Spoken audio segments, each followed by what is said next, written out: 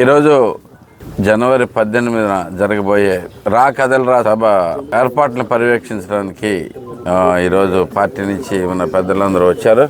వారందరితో కూర్చుని ఏర్పాట్లన్నీ సమీక్షించుకున్నాం.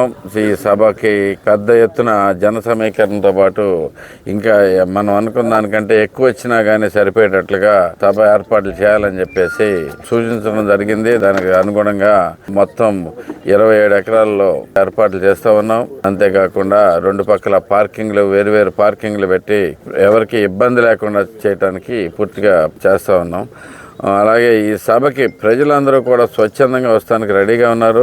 ఈ సభ మీద రాష్ట్రం మొత్తమే కాకుండా గుడివాడలో కూడా చాలా ఎదురు చూస్తూ ఉన్నారు. ఎప్పుడు చంద్రబాబు గారు వస్తారా అని చెప్పి. పైగా ఆయన అన్యాయంగా అక్రమంగా అరెస్ట్ చేసిన తర్వాత మొట్టమొదటిసారిగా గుడివాడ వస్తంతో ఇంకా హైప్ పెరిగింది బాగా. అంతేకాకుండా జనవరి 18న ఎన్టీఆర్ గారికి ఘనంగా నివాళులు ఇవ్వటానికి ఆయన వర్ధంతి సందర్భంగా ప్రజలందరూ ఎదురు చూస్తూ ఉన్నారు.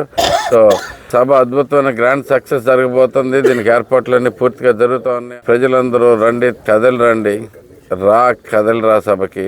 మనం అంతా ఈ దుర్మార్గమైన ప్రభుత్వాన్ని పారదోలటానికి గళమెత్తి నాయకులతో పాటు మీరందరూ కూడా పాల్గొనవలసిందిగా కోరుతా ఉన్నాను.